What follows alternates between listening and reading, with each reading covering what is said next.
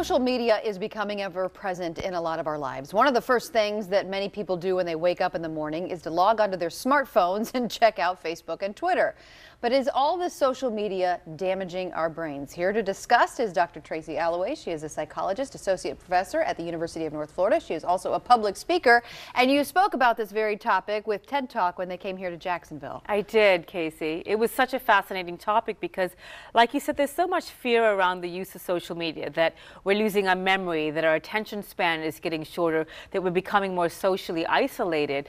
And as a psychologist, I wanted to put these ideas to the test and see if there's any truth behind them. So what did you find out in your research about what social media is really doing to our brains? Well, the first thing that I looked at was empathy. And the big argument is the more social media use increases, the less empathetic we're becoming. And I actually looked at that in a group of college-age students because that's kind of the target demographic. And we had a few hundred participants, 400 of them, and we looked at how often they were using social media, and we also looked at their emotional connection. How empathetic did they feel?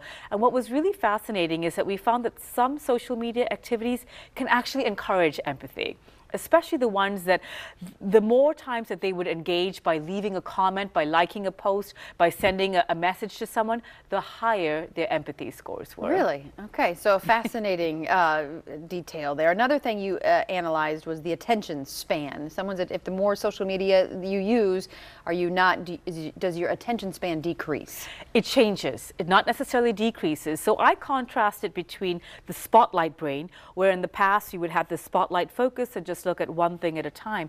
But with social media, we have to toggle between a news feed, a text, and an email. Just technology has changed the way we use our brain. And in my research, we had adults, and we found that the way in which they change the use of attention is more like a floodlight brain.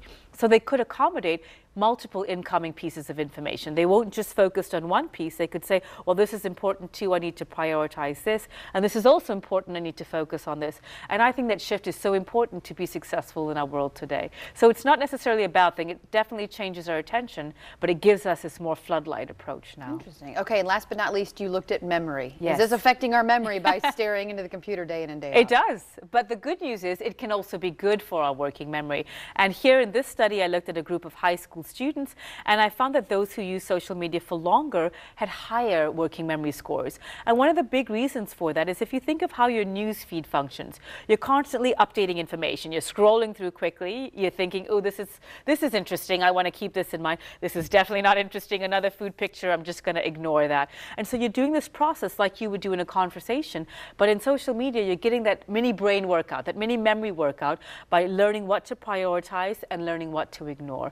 And we found that that actually has an impact, at least in our high school student population. Good information. All right, so I'm not as hesitant as maybe I once was to go on social media after your research. Thank you, Dr. Alloway. We appreciate you being here, as always, and you get more information on Dr. Alloway by going to her website, which is tracyalloway.com. You can also pick up a copy of one of her 8 books, one of which is this one, The Working Memory Advantage. You can get it wherever books are sold or also off of her website.